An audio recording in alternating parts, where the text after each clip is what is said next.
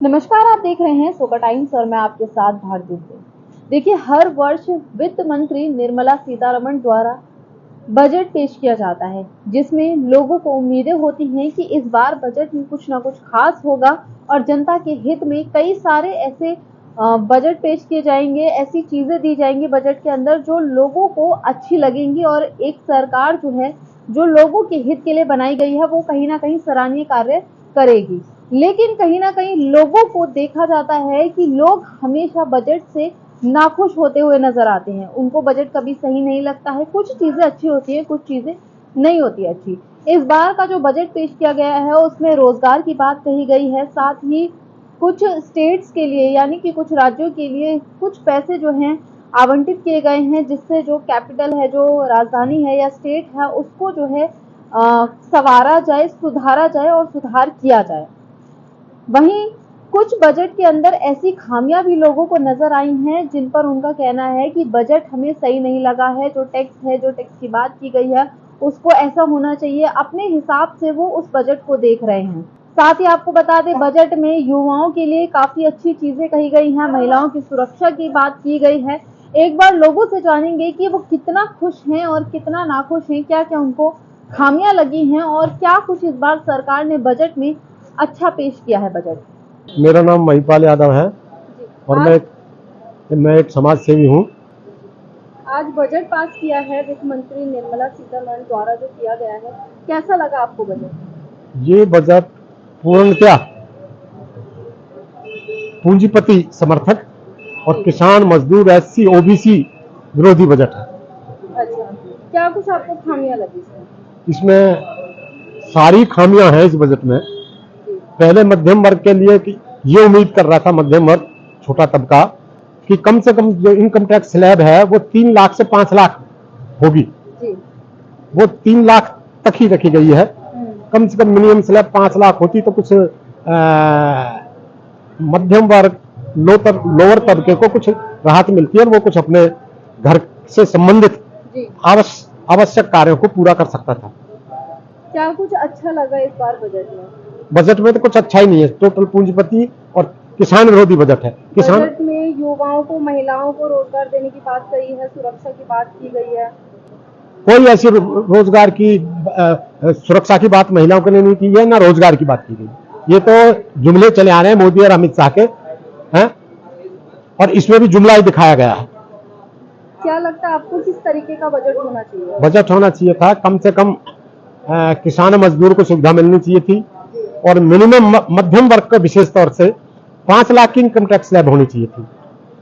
और जो इन्होंने पिछली बार कैपिटल गेन पूंजीपतियों, अंडानी अंबानी और पूंजीपतियों को फायदा पहुंचाने के लिए जो कैपिटल गेन पे एक मुश्त जो टैक्स 40% था, उसे 30% कर दिया गया था। उससे 40% की बजाय 40% ही कम से कम किया जाना चाहिए, ताकि देश के लोगों को, देश के विकास के लिए और देश के रक्षा के लिए काफी पैसा मिलता है और देश की सुरक्षा के भी लगता है, देश के विकास में वो पैसा लगाया जा सकता था। और किसानों के लिए कम से कम 6,000 जो किसान सम्मान निधि है, ये कहते आ रहे थे इलेक्शन से पहले, ये भी पीएम एमपी इलेक्शन से पहले कि कम से कम 12,000 करेंगे। वो 12,000 ना कर भी नहीं किया गया है। कम से कम वो होना चाहिए। और मजदूरों के लिए कम से कम 22,000 मिनिमम वेजेस होना चाहिए। उसमें मजदूरों के लिए कुछ नहीं दिया गया। और उसमें ब्याज, पीएफ की ब्याज रेट भी बढ़ानी चाहिए कम से कम 9.5%, जो 8.25% है। आज निर्मला सीतारमण द्वारा वित्त मंत्री जो हमारी हैं, उनके द्वारा जो है बजट पेश कर दिया गया। कैसा बजट लगा आपको?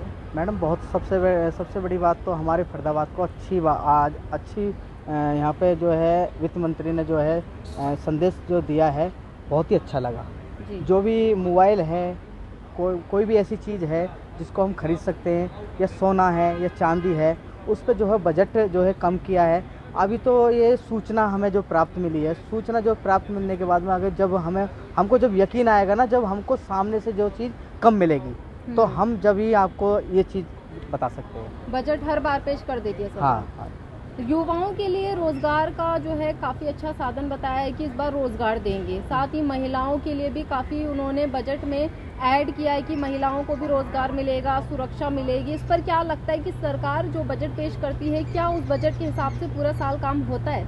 मैडम मुझे तो देखो, आज जो है फरीदाबाद में जो इतने साल रहते हुए मुझे तो नहीं लगता कि बजट पास हो पाएगा। ठीक है, नहीं महिलाओं के लिए लगता, नहीं युवाओं के लिए लगता, नहीं बच्चों के लिए लगता।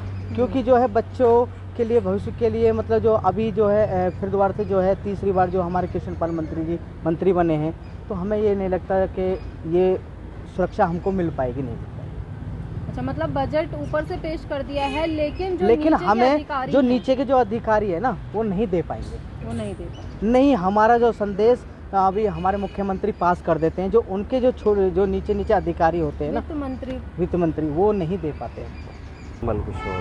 निर्मला सीतारमण द्वारा जो है बजट पेश कर दिया गया है वित्त मंत्री द्वारा, कैसा बजट लगा आपको? बजट देखो, आज तक मैं बता रहा हूँ, देश और देशवासियों के लिए जी बजट हितकर बना ही नहीं। संविधान जब से बना था जी और 5 साल में रोटी कपड़ा मकान की व्यवस्था होनी थी, आज तक चोर लुटेरे बेईमान बैठ गए हैं और वो आज तक नहीं हो पाई। धर्मवाद, जातिवाद और पूंजीवाद और आज तो मजदूरवाद, धर्मवाद और जातिवाद की सीढ़ी पर पूंजीवाद हावी हो गया है। किसी भी धर्म का लोग हो, किसी भी जाति का हो, आज मुझे बता दो, जिस सड़क पे आप खड़े हो, ये सड़क आपके टैक्स से बनाई जाती है, ठीक? और जब आप ही इसमें काम करते हो, एक युवा वर्ग करता है, किसी भी जाति किसी भी धर्म का हो, उसको ठेकेदार का गुलाम बन के काम करना पड़ता है। आज़ाद देश में गुलाम किसका? ठेकेदार का। और उसका भी पैसा आपकी जेब से जाता है। आपने अगर पेन खरीदा, उस पर भी टैक्स आप ही भरते हो। पूंजीपति टैक्स नहीं भरता, ना दुकानदार टैक्स भरता है, जनता के पैसे से टैक्स जाता है, ठीक?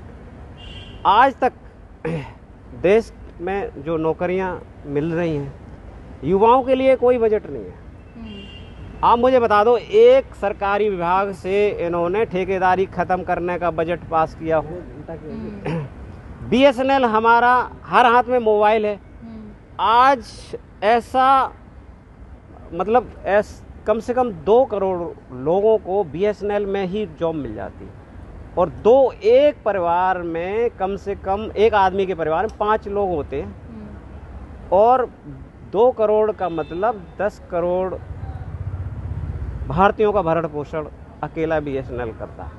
पहले कहते थे कि 2 विभाग ही हमारे देश को चला रहे हैं, एक तो रेलवे, एक BSNL। दोनों का गला घोट दिया इन्होंने, दोनों का।